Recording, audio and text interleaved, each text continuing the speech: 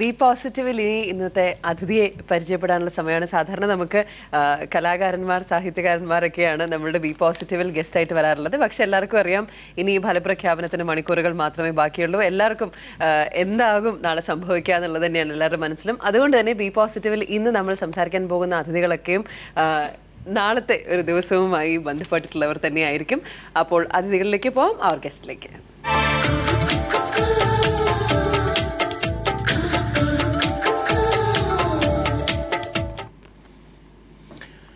ഒരുപക്ഷെ രാജ്യം മുഴുവൻ, ലോകം മുഴുവൻ കാത്തിരിക്കുന്ന ഏറ്റവും വലിയ ജനാധിപത്യ പ്രക്രിയയുടെ പരിണിതിയിലേക്ക് എത്തുകയാണ്. ഇനി മണിക്കൂറുകൾ മാത്രം കഴിഞ്ഞാൽ വോട്ടെണ്ണലിലേക്ക് എങ്ങനെയാവും ഫലം എന്നത് സംബന്ധിച്ചുള്ള ഉദ്വേഗത്തിലാണ്, ആകാംക്ഷയിലാണ്. എക്സിറ്റ് പോൾ ചിലത് അങ്ങേയറ്റം അബദ്ധജടിലമായ പ്രവചനങ്ങൾ ഉണ്ടായപ്പോൾ വസ്തുനിഷ്ഠമായി ചില പ്രവചനങ്ങളും ഉണ്ടായി എന്നുള്ളതും യാഥാർത്ഥ്യമാണ്.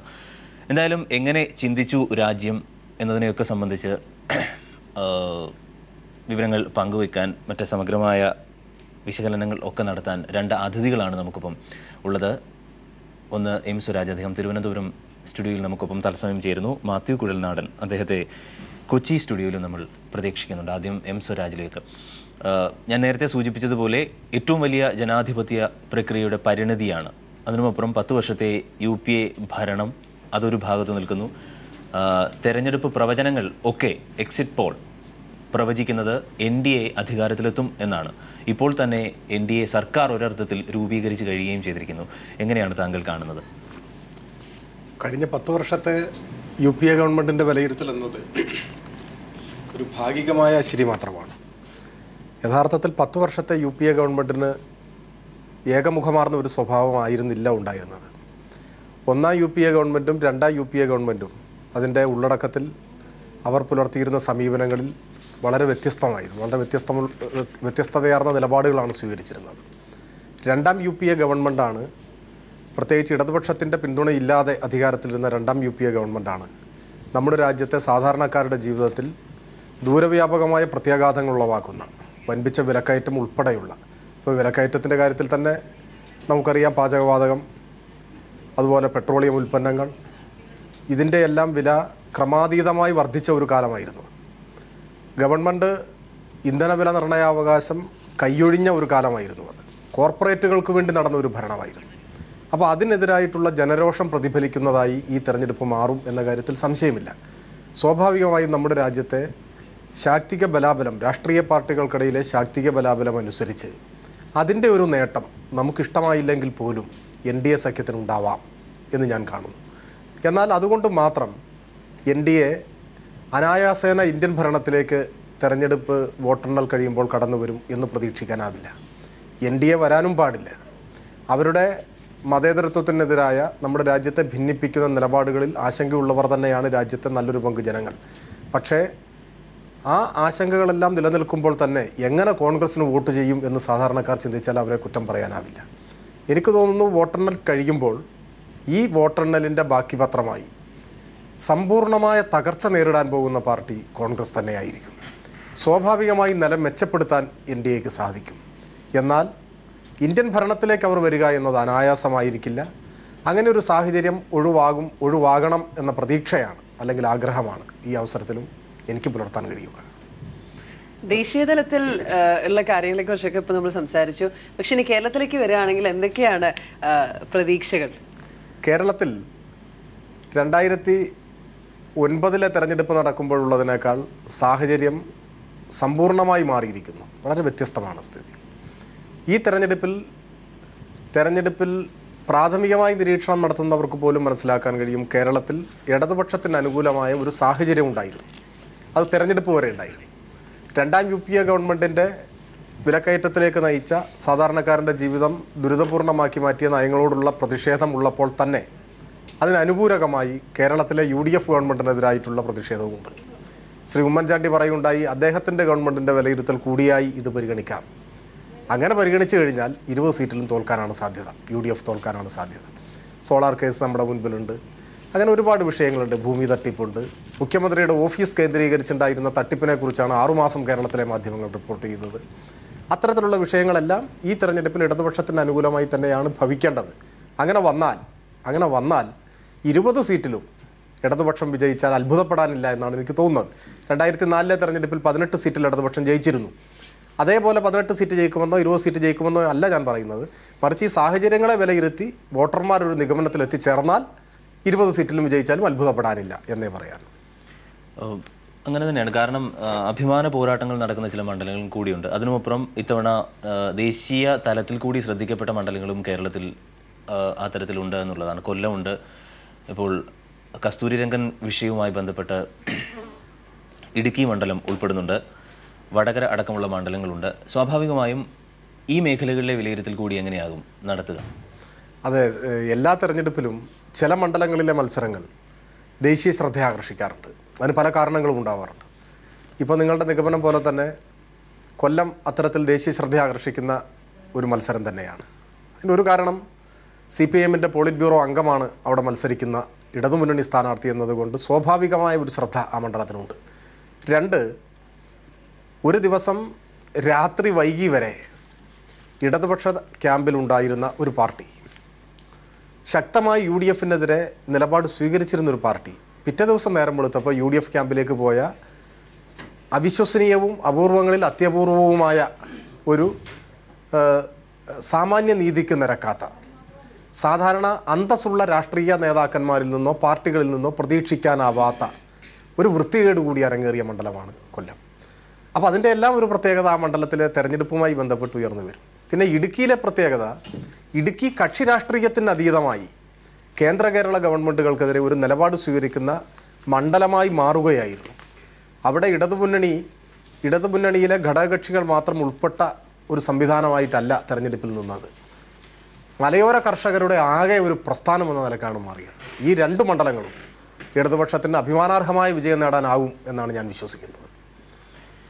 മറ്റൊന്ന്, സംസ്ഥാന രാഷ്ട്രീയവുമായി ബന്ധപ്പെട്ട് തന്നെ ചർച്ചകൾ നടക്കുമ്പോൾ തന്നെ ദേശീയ രാഷ്ട്രീയത്തിലേക്ക് പോയാൽ ഞാൻ നേരത്തെ സൂചിപ്പിച്ചതാണ് NDA സർക്കാർ രൂപവൽക്കരണവുമായി തന്നെ നിലവിൽ മുന്നേറുന്നു എന്നുള്ളത്. ഇവിടെ 3-ാം ബദലിനെ കുറിച്ച് വളരെ സജീവമായി ചർച്ചകൾ ഉയരുകയും ചെയ്തിരുന്നു. പക്ഷേ ഇപ്പോഴും ഫലത്തിൽ 3-ാം ബദലിൽ ഒരു ആശയക്കുഴപ്പം നിലനിൽക്കുന്നുണ്ട്. കാരണം ഈ തെരഞ്ഞെടുപ്പ് ഫലങ്ങൾ പുറത്തു വന്നതിന് ശേഷം പോലും ചർച്ചകൾ സജീവമായിട്ടില്ല എന്നുള്ളത് ഒരു വസ്തുതയാണ്. 3-ാം ബദലിൽ ഉണ്ടായിരുന്ന ചില മുന്നണികൾ ഇപ്പോൾ NDAയിലേക്ക് പോകുന്നപ്പോൾ BJD അടക്കമുള്ള പാർട്ടികളെ സംബന്ധിച്ച് നോക്കിയാൽ നേരത്തെ നയം വ്യക്തമാക്കിയിട്ടില്ലെങ്കിലും ജെയും അത്തരത്തിൽ തന്നെ ചിന്തിക്കുകയും ചെയ്യുന്നു. ഇതിൽ നമ്മുടെ രാഷ്ട്രീയം, ദേശീയ രാഷ്ട്രീയത്തിന് ചില ദൗർബല്യങ്ങളുണ്ട്. ഞാനതിൻ്റെ എല്ലാം സൂക്ഷ്മ വിശദാംശങ്ങളിലേക്ക് ഇപ്പോൾ കടന്നു പോകണമെന്ന് കരുതുന്നില്ല. ഇന്ത്യൻ ഇടതുപക്ഷം എക്കാലത്തും വഹിച്ചിട്ടുള്ള ഒരു പങ്ക്, ഒരുപക്ഷെ നമ്മുടെ രാഷ്ട്രം നന്ദിയോടുകൂടി ഓർമ്മിക്കേണ്ട ഒരു പങ്ക്, വർഗീയ ഫാസിസ്റ്റുകൾ അധികാരത്തിലെത്തുന്നതിനെതിരായ ദൃഢമായ ഒരു നിലപാട് എല്ലായ്പ്പോഴും സ്വീകരിച്ചിരുന്നു ഇടതുപക്ഷം. ഇടതുപക്ഷമാണ് വർഗീയ ഫാസിസ്റ്റുകളെ അധികാരത്തിൽ നിന്ന് അകറ്റി നിർത്തുന്നതിനു വേണ്ടി പ്രാദേശിക പാർട്ടികളെ, ചെറുകക്ഷികളെയെല്ലാം പലപ്പോഴും ഒരുമിപ്പിച്ച് നിർത്താറ്. ഇന്ത്യയിലെ ചെറു പാർട്ടികൾ, പ്രാദേശിക പാർട്ടികൾ പലപ്പോഴും ഇടതുപക്ഷത്തെയാണ് വിശ്വാസത്തിലെടുത്തുകൊണ്ട് ആ നിലപാട് സ്വീകരിക്കാറുമുള്ളത്. ഇപ്പോൾ തന്നെ തെരഞ്ഞെടുപ്പിൻ്റെ മുൻപ് ഇന്ത്യയിലെ പ്രധാനപ്പെട്ട പ്രാദേശിക പാർട്ടികളെല്ലാം ചേർന്ന് പ്ലാറ്റ്ഫോം ഉണ്ടായിരുന്നു, ഒരു കോർഡിനേഷൻ ഉണ്ടായിരുന്നു. ഇപ്പോൾ തെരഞ്ഞെടുപ്പിൻ്റെ റിസൾട്ടിൻ്റെ പടിവാതിക്കൽ എത്തി നിൽക്കെ ചില വാർത്തകൾ പ്രചരിക്കുന്നുണ്ട്. ചില പ്രാദേശിക പാർട്ടികൾ NDA ക്യാമ്പിലേക്ക് പോയേക്കുമെന്നൊക്കെ. പോകുമെന്നോ ഇല്ലെന്നോ പറയാൻ എനിക്കിപ്പോഴാവില്ല.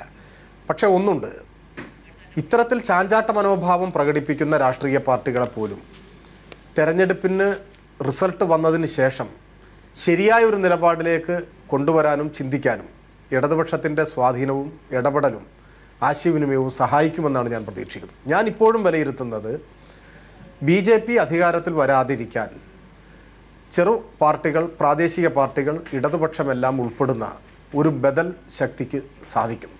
ആ ബദലിനെ പിന്തുണയ്ക്കേണ്ട സാഹചര്യം അഹമ്മദ് പട്ടേൽ സൂചിപ്പിച്ചതുപോലെ കോൺഗ്രസ്സിന് വന്നു ചേരും. കോൺഗ്രസിൻ്റെ പിന്തുണയോടെ ഇന്ത്യയിലെ പ്രാദേശിക പാർട്ടികളുടെയും ഇടതുപക്ഷ പാർട്ടികളുടെയും എല്ലാം ഒരർത്ഥത്തിലുള്ള മുന്നണി നമ്മുടെ രാജ്യത്ത് അധികാരത്തിൽ വരാൻ സാധ്യതയുണ്ട് എന്നാണ് ഞാനിപ്പോഴും ചിന്തിക്കുന്നത്. ശ്രീ മാത്യു കുഴൽനാടൻ നമ്മോടൊപ്പം കൊച്ചിയിൽ നിന്ന് ചേരുകയാണ്. ഫലപ്രഖ്യാപനത്തിന് ഇനി മണിക്കൂറുകൾ മാത്രം ബാക്കി നിൽക്കെ എന്തൊക്കെയാണ് കോൺഗ്രസിന്റെ പ്രതീക്ഷകൾ?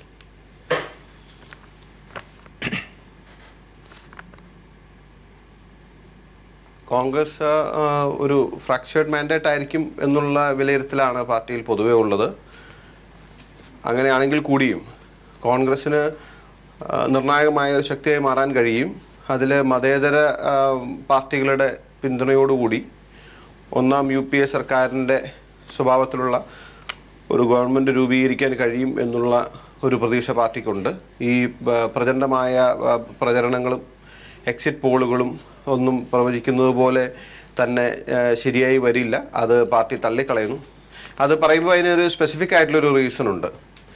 ഈ കഴിഞ്ഞ നമ്മുടെ 4 എക്സിറ്റ് പോളുകൾ പരിശോധിച്ചാൽ 4ഉം തെറ്റിപ്പോയെന്ന് മാത്രമല്ല, 4 എക്സിറ്റ് പോളുകളിലും BJPക്ക് അല്ലെങ്കിൽ NDA സഖ്യത്തിന് പറഞ്ഞിരുന്ന എണ്ണത്തിൽ ക്രമാതീതമായ കുറവുണ്ടായി. അതിന് വളരെ ഇൻട്രസ്റ്റിംഗ് ആയിട്ടുള്ളൊരു ആർട്ടിക്കിൾ കഴിഞ്ഞ ദിവസം എക്കണോമിക് ടൈംസിലുണ്ടായിരുന്നു. ഇപ്പോൾ കേരളത്തിൽ നമ്മൾ വോട്ട് ചെയ്ത് പുറത്തിറങ്ങി, നമ്മളോട് ഏതെങ്കിലും പത്രപ്രവർത്തകൻ വളരെ സ്വകാര്യമായിട്ട് വന്ന് ഞങ്ങളിങ്ങനെ ഒരു സർവേയുടെ ഭാഗമായിട്ടാണ് നിങ്ങൾ ആർക്കാണ് ഏത് മുന്നണിയാണ് പിന്തുണയ്ക്കുന്നതെന്ന് പറഞ്ഞാൽ നമ്മൾക്ക് പറയാൻ ബുദ്ധിമുട്ടില്ല. നമ്മുടെ ഡയറക്റ്റായിട്ടോ ഇൻഡയറക്റ്റായിട്ടോ നമ്മുടെ ആ ഒരു വ്യൂ നമ്മൾ എക്സ്പ്രസ് ചെയ്യും. പക്ഷേ ഇന്നും ബീഹാറിലും UPയിലും ഉത്തർപ്രദേശ് UPയിലും അതുപോലുള്ള സംസ്ഥാനങ്ങളിൽ ഈവൻ മധ്യപ്രദേശിലും ഛത്തീസ്ഗഡിലും ഒക്കെ തന്നെ ഇപ്പോൾ ദളിത് വിഭാഗത്തിൽപ്പെട്ടവരോ അല്ലെങ്കിൽ പിന്നോക്കക്കാർക്കോ ഒക്കെ അവർക്കിപ്പോഴും ആ ഒരു ഭയത്തിൻ്റെ ഇതാണ്. അവർ യഥാർത്ഥത്തിൽ വോട്ട് ആർക്ക് ചെയ്തെങ്കിലും അത് പുറത്തു പറയുന്നത് അങ്ങനെ ആയിക്കൊള്ളണമെന്നില്ല. രൺവീർ സേന പോലെയുള്ള സേനകൾ അടുത്തിടെ ദളിതരെ പോലും ചുട്ടുവന്ന സംഭവം ഉണ്ടായിട്ട് വർഷങ്ങൾ കഴിഞ്ഞു. അപ്പോൾ അവർക്ക് അങ്ങനെയുള്ള ഭയമുള്ളത് കൊണ്ട് ഒരിക്കലും അവരുടെ യഥാർത്ഥ ഇത് പുറത്തു. അതുകൊണ്ടാണ് കണ്ടിന്യൂസ് ആയിട്ട് കഴിഞ്ഞ 4 സർവേകളിലും ഈ BJPക്ക് പറഞ്ഞ പ്രൊജക്ഷൻ വരായിരുന്നു. കാരണം എപ്പോഴും ദേ റെപ്രസെൻറ്റ് ഒരു അപ്പർ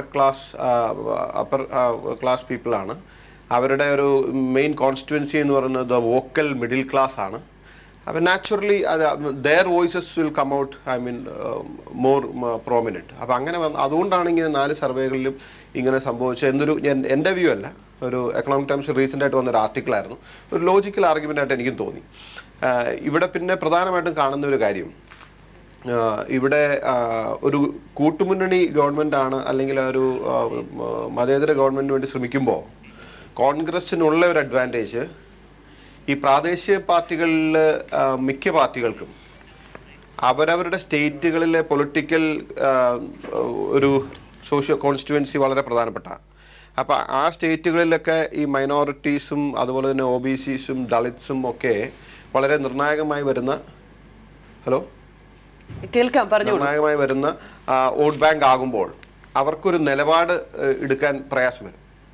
അവർക്കൊരു നിലപാട് BJPക്കോ മോഡിക്കോ എസ്പെഷ്യലി മോഡിക്ക് അനുകൂലമായിട്ട് എടുക്കാൻ പ്രയാസം വരും.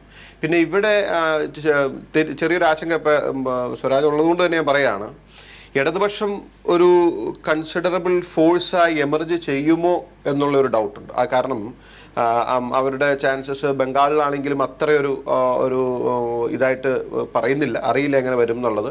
പക്ഷേ ഇടതുപക്ഷം ഒരു മേജർ ഫോഴ്സ് ആണെങ്കിൽ നാച്ചുറലി ഇന്ത്യയിലെ പാർട്ടികളിൽ ഇപ്പോൾ മതേതര ഗവൺമെൻറ്റിന് വേണ്ടി അല്ലെങ്കിൽ BJPക്കൊപ്പം ഏതർത്ഥത്തിലും BJPയോടൊപ്പം പോകത്തില്ല, ഒരു മതേതര ജനാധിപത്യ ഗവൺമെൻറ്റിന് വേണ്ടി നിൽക്കുമെന്ന് ഉറപ്പിച്ച് പറയാൻ കഴിയുന്നത് എന്തു പറഞ്ഞാലും ഇടതുപക്ഷ പാർട്ടികളാണ്.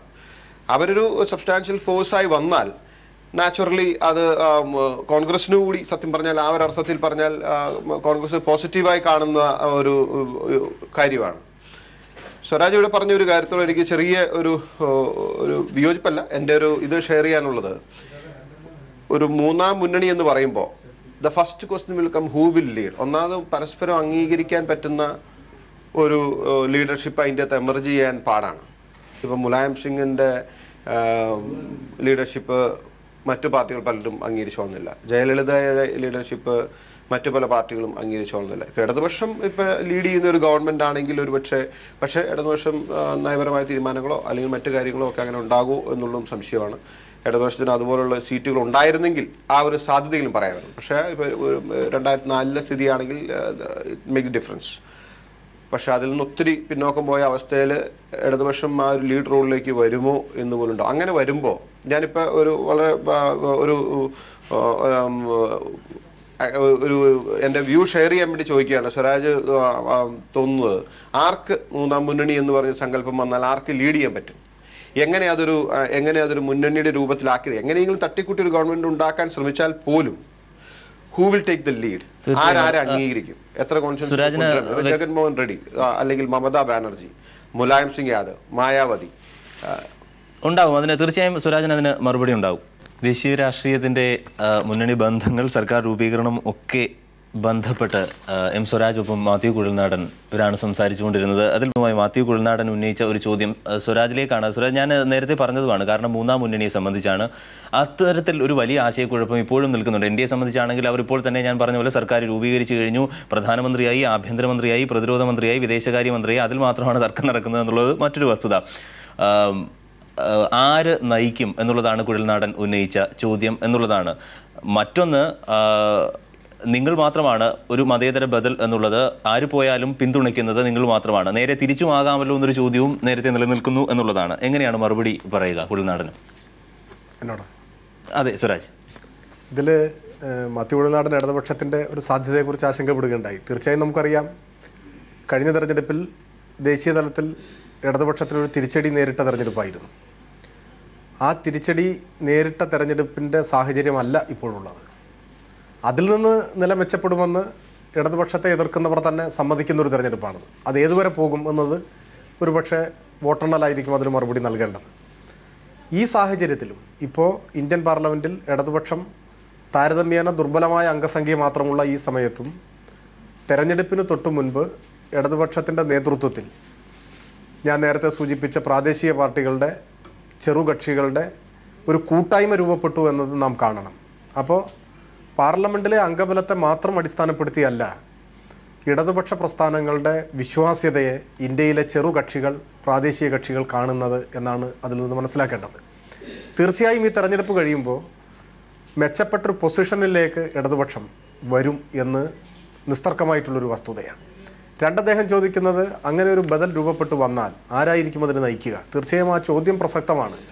ഞാൻ പറഞ്ഞല്ലോ, ഒരു കോൺഗ്രസും BJPയും അല്ലാത്ത ഭരണ സംവിധാനം ഇന്ത്യയിൽ വരിക, അതിന് ഒരു ലീഡർഷിപ്പ് ഉണ്ടാവുക എന്നൊക്കെ പറയുന്നത് വളരെ എളുപ്പമൊന്നുമല്ല, ശ്രമകരം തന്നെയാണ്. പക്ഷേ അത്തരത്തിലുള്ള ശ്രമകരമായ ദൗത്യം നമ്മുടെ രാജ്യം സ്വീകരിച്ചിട്ടുണ്ട്. ചില ഇടവേളകളിൽ അത്തരത്തിലുള്ള ഗവൺമെൻറ്റുകൾ വന്നിട്ടുമുണ്ട്. അപ്പോൾ ഈ ചോദ്യത്തിൻ്റെ കൃത്യമായൊരു ഉത്തരം പ്രവചിക്കാൻ ഞാനിപ്പോൾ മുതിരുന്നില്ല. പക്ഷേ വോട്ടെണ്ണൽ കഴിയുമ്പോൾ, ഇപ്പോൾ അന്നത്തെ ഇടതുപക്ഷം വിളിച്ചു ചേർത്ത യോഗത്തിൽ പങ്കെടുത്ത 10-11 പാർട്ടികൾ, ആ പാർട്ടികൾ സ്വാഭാവികമായിട്ടും മുൻപിൽ നിൽക്കുന്ന പാർട്ടികൾ ഏതൊക്കെയെന്ന് നമുക്കറിയാം. അവർക്ക് ഈ ലോക്സഭാ തെരഞ്ഞെടുപ്പിൽ ജയിച്ചു വരാൻ കഴിയുന്ന സീറ്റുകളുടെ എണ്ണത്തെ കൂടി അടിസ്ഥാനപ്പെടുത്തിയാണ് അത്തരത്തിലൊരു ലീഡർഷിപ്പിലേക്കുള്ള ചർച്ചകൾ വരിക. അത് ആ സമയത്താണ് ചർച്ചകൾ വരിക. തീർച്ചയായും ഇടതുപക്ഷത്തിൻ്റെ ഒരു നേതൃത്വത്തിൽ ഇത്തരത്തിലുള്ള കക്ഷികളെ യോജിപ്പിച്ച് നിർത്താനാവും എന്ന പ്രതീക്ഷയാണ്. ചിലരൊക്കെ, ചില പ്രാദേശിക പാർട്ടികൾ NDA ക്യാമ്പിലേക്ക് പോകുമെന്നൊക്കെയുള്ള വാർത്ത വരുമ്പോഴും ഞാൻ വെച്ച് പുലർത്തുന്നത്, BJP നേതൃത്വത്തിലൊരു ഗവൺമെൻറ് നമ്മുടെ രാജ്യത്ത് വരുന്നത് എത്രമാത്രം ദൂരവ്യാപകമായ പ്രത്യാഘാതങ്ങളാണ് ഉളവാക്കുക എന്ന് ചിന്തിക്കാൻ നമ്മുടെ പ്രാദേശിക പാർട്ടികൾക്ക് കഴിയും എന്ന പ്രതീക്ഷയാണ് എനിക്കുള്ളത്. അങ്ങനെ അവരെ ഒത്തൊരുമിപ്പിച്ച് നിർത്താനും കോൺഗ്രസിൻ്റെ ഉൾപ്പെടെ പിന്തുണയോടുകൂടി അങ്ങനെ ഒരു സംവിധാനം നമ്മുടെ രാജ്യത്ത് അധികാരത്തിലേക്ക് വരാനുമുള്ള സാധ്യതയാണ് ഞാനിപ്പോഴും കാണുന്നത്. ആര് പ്രധാനമന്ത്രിയാകുമെന്നെല്ലാമുള്ള ചർച്ചകൾക്ക് നാളേക്ക് ശേഷം മാത്രമായിരിക്കും പ്രസക്തി എന്നാണ് ഞാൻ കരുതുന്നത്. തീർച്ചയായും കുഴൽനാടൻ, മറ്റൊരു കാര്യം, ഈ പ്രവചനങ്ങൾ, തെരഞ്ഞെടുപ്പിന് മുമ്പ് വന്നിട്ടുള്ള ഈ പ്രവചനങ്ങൾ ഒരർത്ഥത്തിൽ കോൺഗ്രസിനെ അങ്ങേയറ്റം ആശങ്കാകുലരാക്കിയിട്ടുണ്ട്. കാരണം അങ്ങേയറ്റം മനോവീര്യം തകർന്നതുപോലെ തോന്നുന്നു മൊത്തത്തിൽ കോൺഗ്രസ് ക്യാമ്പ്. വലിയ പ്രതികരണങ്ങളൊന്നും ആരും നടത്തുന്നില്ല. താങ്കൾ പറഞ്ഞതുപോലെ വസ്തുനിഷ്ഠമായ ചില ലേഖനങ്ങൾ അടക്കം മുന്നിൽ നിൽക്കുന്നുണ്ടെങ്കിൽ പോലും എനിക്ക് തോന്നുന്നു ദിഗ്വിജയ് സിംഗ് മാത്രമാണ് എടുത്ത് പറഞ്ഞിട്ടുള്ളത്, കോൺഗ്രസ് ഇത്തരത്തിലുള്ള പ്രവചനങ്ങളെ അടിസ്ഥാനമാക്കിയിട്ടുള്ള നിലനിൽപ്പല്ല ഉള്ളത്, അഥവാ വലിയ തിരിച്ചുവരവുകൾ നടത്തിയിട്ടുള്ള പാർട്ടിയാണ് ഞങ്ങൾ എന്ന്. സ്വാഭാവികമായും നിങ്ങൾ ഭയക്കുന്നുണ്ടോ? കാരണം ഈ 10 വർഷം എന്നുള്ളത് നിസ്സാര കാര്യമായിരുന്നില്ല. ജനങ്ങൾക്കിടയിൽ അത്രത്തോളം ആഴത്തിൽ ആ കാര്യങ്ങൾ പതിഞ്ഞിട്ടുണ്ട്. ഇപ്പോൾ അഴിമതി അടക്കമുള്ള വലിയ ആരോപണങ്ങൾ നിങ്ങൾക്ക് മുന്നിൽ നിൽക്കുമ്പോൾ അങ്ങനെ എല്ലാം കൈവിട്ടു പോകുന്ന ഒരു അവസ്ഥയിലേക്ക് കാര്യങ്ങൾ എത്തിയെന്ന് നിങ്ങൾ തന്നെ ബോധപൂർവം വിശ്വസിക്കുന്നുണ്ടോ? ഇല്ല, ആ നിലയിലൊരു വിലയിരുത്തലിൻ്റെ സാഹചര്യം നിലനിൽക്കുന്നില്ല എന്ന് തന്നെ വളരെ ആത്മവിശ്വാസത്തോടെ പറയാൻ കഴിയും. അത് മറ്റൊന്നും കൊണ്ടല്ല, അതിൻ്റെ അകത്ത് വ്യത്യാസമുണ്ട്. BJP ഇപ്പോൾ കാണിക്കുന്ന ഈ വെപ്രാളം എന്തുകൊണ്ടാണെന്ന് വെച്ചാൽ സ്വാഭാവികമായിട്ടും BJPയെ സംബന്ധിച്ച് ഒറ്റയ്ക്ക് ഭൂരിപക്ഷം NDAക്ക് ലഭിക്കില്ല എന്നൊരു തിരിച്ചറിവ് ഉണ്ടായിക്കഴിഞ്ഞാൽ പിന്നെ അവർക്ക് പുതിയ സഖ്യകക്ഷികളെ കിട്ടുക എന്ന് പറഞ്ഞാൽ കോൺഗ്രസിനോ അല്ലെങ്കിൽ മറ്റ് ഒരു മതേതര സഖ്യത്തിനോ കിട്ടുന്നത് പോലെ എളുപ്പമല്ല. ഞാൻ നേരത്തെ സൂചിപ്പിച്ചതുപോലെ പ്രാദേശിക കക്ഷികൾക്ക് അവരുടെ അതാത് സംസ്ഥാനങ്ങളിലെ രാഷ്ട്രീയ സ്ഥിതി വിലയിരുത്തി നിലപാടെടുക്കേണ്ടി വരുമ്പോൾ BJPയും എസ്പെഷ്യലി മോഡിയുമായി ചേരാൻ ബുദ്ധിമുട്ട് വരും. ഇതും നന്നായി തിരിച്ചറിയുന്നവരാണ് NDAയും BJPയും. അതുകൊണ്ടാണ് BJP ഇപ്പോഴേ മുതൽ വെപ്രാളപ്പെട്ട് സഖ്യകക്ഷികളെ കണ്ടെത്താൻ വേണ്ടി ശ്രമിക്കുന്നത്. ഇപ്പോൾ അതല്ല, മറിച്ച് BJPക്ക് വലിയൊരു മുന്നേറ്റമില്ല, കോൺഗ്രസ് മോശമല്ലാത്ത നിലയിലാണ് എങ്കിൽ കോൺഗ്രസ് സർക്കാർ രൂപീകരിക്കാനുള്ള ശ്രമം തെരഞ്ഞെടുപ്പിന് ശേഷം ആരംഭിച്ചാലും പെട്ടെന്ന് സഖ്യകക്ഷികൾ അല്ല വേണമെങ്കിൽ മുന്നണി വിപുലപ്പെടുത്താനോ സഖ്യകക്ഷികളെ കിട്ടാനോ ഒക്കെ സാധിക്കും. കാരണം അവർക്കൊന്നും ഇന്ന് ഇന്ത്യയിലുള്ള ഒരു രാഷ്ട്രീയ പാർട്ടിക്കും കോൺഗ്രസിന് പിന്തുണയ്ക്കുന്നത് കൊണ്ട് അവരുടെ എക്സിസ്റ്റിംഗ് പൊളിറ്റിക്കൽ ബേസിൽ ഒരു പ്രോബ്ലം ഉണ്ടാകത്തില്ല. മറിച്ച് BJPയോ മോഡിയോ പിന്തുണയ്ക്കുമ്പോൾ എക്സിസ്റ്റിംഗ് പൊളിറ്റിക്കൽ ബേസിൽ ഉണ്ടാകുന്ന പ്രശ്നങ്ങളാണ് അവർക്ക് സഖ്യകക്ഷികളെ കിട്ടാൻ ബുദ്ധിമുട്ടുണ്ടാകും. അതുകൊണ്ട് ഒരു മാൻഡേറ്റ് വരുന്നത് വരെ we can afford to wait. ഞങ്ങൾക്ക് അങ്ങനെ വെപ്രാളപ്പെടേണ്ട ധൃതി പിടിക്കേണ്ട കാര്യമില്ല. പിന്നെ കഴിഞ്ഞ 10 വർഷക്കാലം ഇനി എന്ത് പറഞ്ഞാലും ഇനിയിപ്പം ഒരുപക്ഷെ പ്രതിപക്ഷത്ത് നിൽക്കുന്ന ആരും അംഗീകരിക്കില്ലെങ്കിൽ കൂടിയും രാജ്യത്ത് ഒരുപാട് ജനക്ഷേമകരമായ നിയമങ്ങൾ, പ്രവർത്തനങ്ങൾ, വികസനം, വളർച്ച എല്ലാം ഉണ്ടായ സമയമാണ്. ആർക്കും നിഷേധിക്കാൻ കഴിയില്ല. അഴിമതി ഉണ്ടായി, അത് വലിയ ക്ഷീണം ചെയ്തു. എന്നാൽ നമ്മൾക്ക് ഒരു ഡെമോക്രാറ്റിക് നേഷൻ എന്ന നിലയിൽ, ഒരു ജനാധിപത്യ രാജ്യം എന്ന നിലയിൽ വലിയൊരു ലീപ്പ് മുന്നോട്ട് പോകാൻ കഴിഞ്ഞ ഒരു ദശാബ്ദം കൊണ്ട് ഇന്ത്യ രാജ്യത്തിന് കഴിഞ്ഞിട്ടുണ്ട്. അത് ആര് നിഷേധിച്ചാലും ചരിത്രം നിഷേധിക്കത്തില്ല.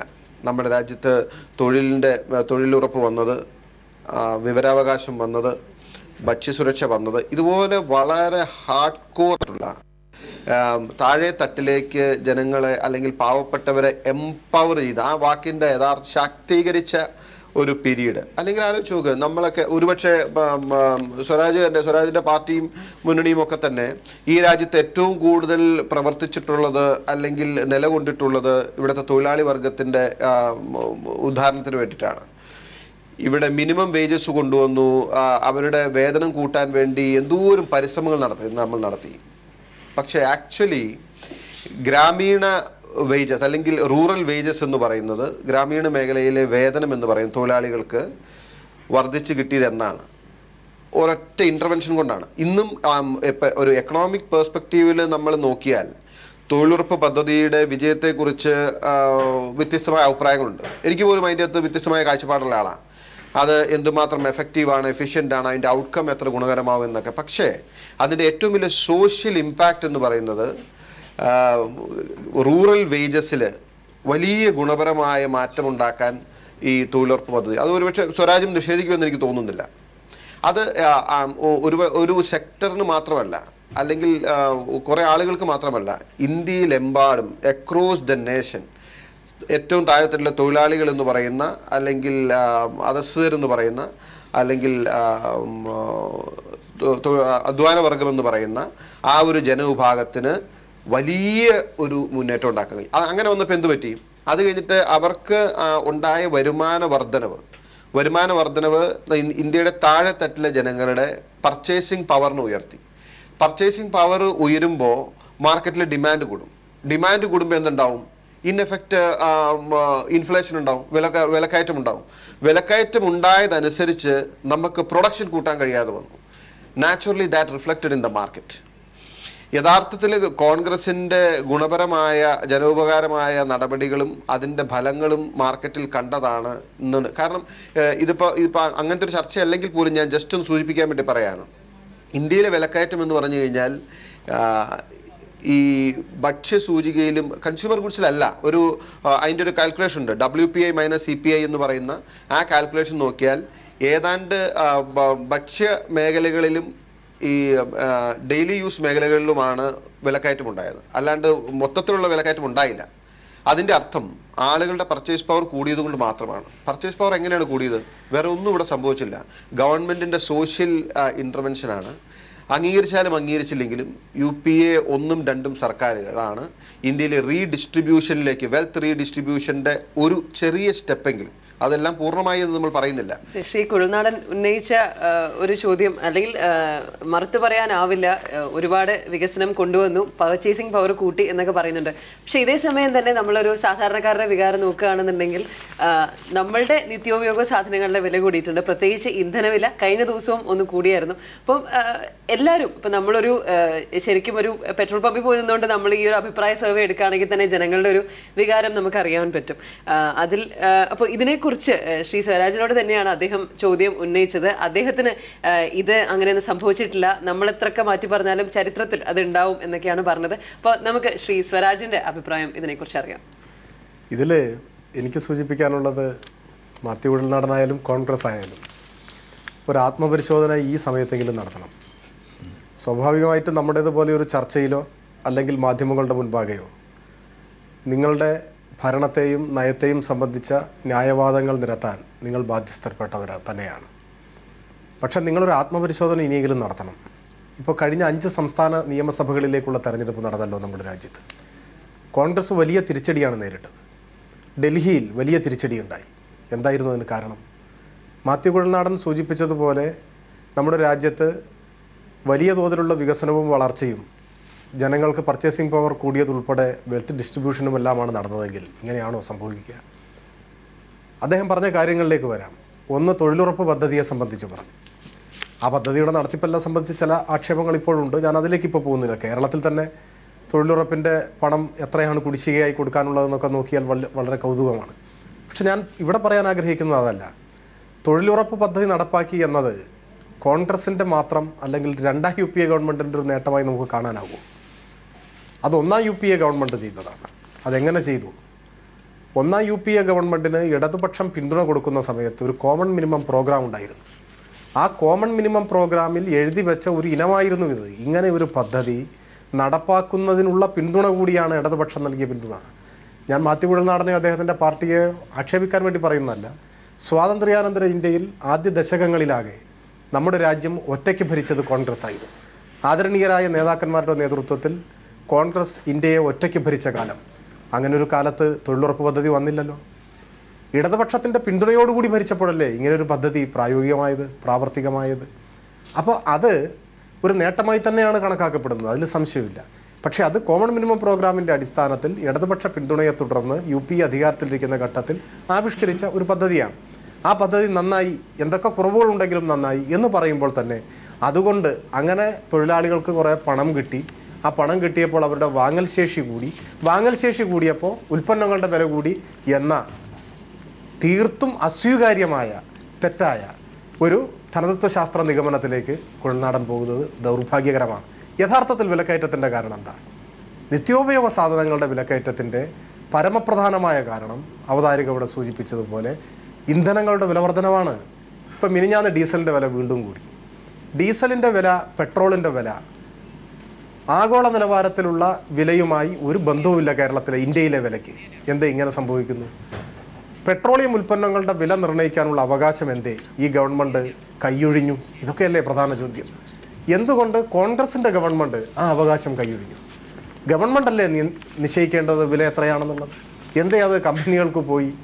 പെട്രോളിൻ്റെയും ഡീസലിൻ്റെയും വില അടിക്കടി കൂടിയതുകൊണ്ടാണ് നിത്യോപയോഗ സാധനങ്ങളുടെ വില, പ്രത്യേകിച്ച് കേരളത്തിൽ, കൺസ്യൂമർ സ്റ്റേറ്റായ കേരളത്തിൽ എല്ലാ ഉൽപ്പന്നങ്ങളുടെയും വില കൂടിയത്.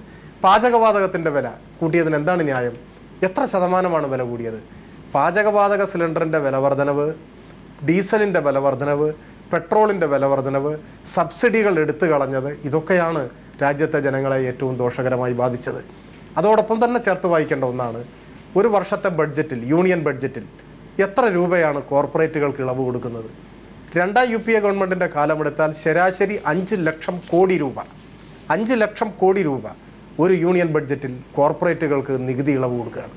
അപ്പോഴാണ് ആദരണീയനായ ദേശീയ മാധ്യമ പ്രവർത്തകൻ സായിനാഥ് ആധികാരികമായ ചില കണക്കുകളുടെ പിൻബലത്തോടു കൂടി പറഞ്ഞത്, ഈ പണത്തിൻ്റെ ഇന്ത്യൻ കോർപ്പറേറ്റുകൾക്ക് വേണ്ടി ഗവൺമെൻറ് നീക്കിവെക്കുന്ന, ബഡ്ജറ്റിൽ നീക്കിവെക്കുന്ന ഇളവിൻ്റെ 1/7, ഒരു 85,000 കോടി രൂപയെങ്കിലും ഇന്ത്യൻ ജനസാമാന്യത്തിന് വേണ്ടി നീക്കിവെച്ചിരുന്നെങ്കിൽ വർഷം മുഴുവൻ ആവശ്യമായത്ര അരിയും ഗോതമ്പും ഇന്ത്യയിലെ APL BPL ഭേദമില്ലാതെ സകല മനുഷ്യർക്കും സൗജന്യമായി കൊടുക്കാൻ കഴിയുമായിരുന്നു. എന്ന് പറഞ്ഞാൽ എന്താ അർത്ഥം? ഇന്ത്യയിൽ പട്ടിണി മരണങ്ങൾ ഉണ്ടാകുമായിരുന്നില്ല. ഇന്ന് ലോകത്തിൽ ഏറ്റവും കൂടുതൽ പട്ടിണി മരണങ്ങൾ നടക്കുന്ന രാജ്യങ്ങളിൽ ഒന്നും നമ്മുടെ രാജ്യമാണ്. ലോകത്തിൽ പോഷകാഹാരക്കുറവ് കൊണ്ട് ഏറ്റവും കൂടുതൽ ശിശുമരണങ്ങൾ നടക്കുന്ന രാജ്യങ്ങളിലൊന്ന് നമ്മുടേതാണ്. 2 മിനിറ്റിൽ ഒരു കുഞ്ഞു വീതം മരിക്കുകയാണ്. ഒരു ദിവസം ഇരുട്ട് വെളുക്കുമ്പോഴേക്ക് ഇന്ത്യയിൽ 2880 കുട്ടികൾ പോഷകാഹാരമില്ലാതെ മരിക്കുന്നുവെന്നാണ് കണക്ക്. ഇതൊക്കെ പരിഹരിക്കാൻ അടിസ്ഥാനപരമായ നയങ്ങളിൽ ചില മാറ്റങ്ങൾ വന്നാൽ മതിയായിരുന്നു. പക്ഷേ കോർപ്പറേറ്റുകൾക്ക് അനുകൂലമായ നിലപാടുകൾ തുടർച്ചയായി സ്വീകരിക്കുന്നതിനിടയിൽ മറിച്ച് ചിന്തിക്കാൻ കോൺഗ്രസ് നേതൃത്വത്തിന് സാധിക്കാതെ പോയി. രണ്ടാമതായി ഞാൻ പറയുന്ന വിഷയമാണ് അഴിമതി. അഴിമതിയെ സംബന്ധിച്ച് നമ്മൾ എന്തൊക്കെയാണ് കേട്ടത്? ആർക്കെങ്കിലും ന്യായീകരിക്കാൻ സാധിക്കും? എന്തൊക്കെ അഴിമതികൾ? ഞാനതിൻ്റെ വിശദാംശങ്ങളിലേക്ക് പോകുന്നില്ല. കോൺഗ്രസിൻ്റെ പാർലമെൻ്ററി പാർട്ടി കമ്മിറ്റിയുടെ സെക്രട്ടറി തന്നെ ഈ അഴിമതി കേസിൽ ജയിലിൽ കിടക്കേണ്ടതായി വന്നു. പാർലമെൻ്ററി പാർട്ടി കമ്മിറ്റിയുടെ പ്രസിഡന്റ് ശ്രീമതി സോണിയാഗാന്ധിയും സെക്രട്ടറി സുരേഷ് കൽമാഡിയുമായിരുന്നു. ആ സെക്രട്ടറിക്ക് തന്നെ ജയിലിൽ പോകേണ്ടതായി വന്നു. ഇതിൻ്റെ ഉൾപ്പെടെ തിരിച്ചടികളാണ് ഈ 5 സംസ്ഥാനങ്ങളിലെ തെരഞ്ഞെടുപ്പിൻ്റെ ഫലമെന്ന് നാം കാണണം. ഇങ്ങനൊരു ചർച്ചയിൽ നിങ്ങൾക്കിത് ഒരുപക്ഷെ അഡ്മിറ്റ് ചെയ്യാൻ കഴിയാതെ പോയാലും എൻ്റെ അഭിപ്രായം ഇന്ത്യൻ നാഷണൽ കോൺഗ്രസ് ഒരു പരിശോധന നടത്തണം. നിങ്ങൾ സമ്പൂർണ്ണമായി തകരണമെന്ന് ആഗ്രഹിക്കുന്നവരല്ല ഇന്ത്യയിലെ ഇടതുപക്ഷം. നിങ്ങൾ സമ്പൂർണ്ണമായി തകർന്നാൽ നാളെ തന്നെ ഞങ്ങൾ അധികാരത്തിൽ വരും എന്ന് പ്രതീക്ഷിക്കുന്നവരല്ല ഞങ്ങൾ. ഈ നിലപാടുകൾ തിരുത്താനുള്ള ആർജവം കോൺഗ്രസ് കാണിക്കണം. ഇതിനെ ചോദ്യം ചെയ്യാൻ കുഴൽനാടനെ പോലുള്ള യുവ നേതാക്കന്മാർക്കും സാധിക്കണം. അതാണ് എൻ്റെ അഭിപ്രായം. തീർച്ചയായും ശ്രീ കുഴൽനാടൻ ഇതിന്റെ മറുപടി പറയുന്നത് വിശ്വസിക്കുന്നു. അതുപോലെ തന്നെ ഒരു കാര്യം ചോദിച്ചോട്ടെ, യുവാക്കൾ പ്രധാന പങ്ക് ഇപ്പോൾ വഹിക്കുന്ന ആൾക്കാരാണ്. യങ്സ്റ്റേഴ്സ് എന്നുള്ള നമ്മളുടെ ഈ ഒരു ഗ്രൂപ്പ്.